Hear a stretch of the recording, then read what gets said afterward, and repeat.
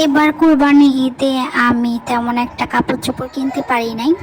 তো এই জামাটা আমি শনিবারের এই কাপড়টা আমি শনিবারের মেলা থেকে কিনেছিলাম। 70 টাকা গজে 5 গজ কামিজ কাপড়। তো 5 গজ দিয়ে ভাবলাম যে আমি আমার নিজের আর আমার মেয়ের জন্য ড্রেস বানাবো।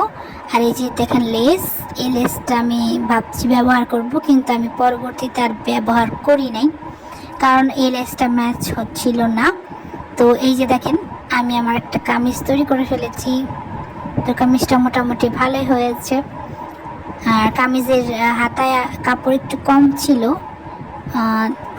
তাই আমি যে আমার একটা অন্য কাপড় কেটে এটা লাগিয়ে দিয়েছি।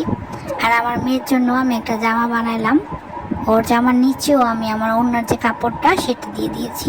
তো মাত্র 70 টাকা গজে 5 গজ, দেখেন কত টাকা হলো আমার, 5 7 35, 350 টাকা দিয়ে সুন্দর দুইটা ড্রেস বানিয়ে ফেললাম।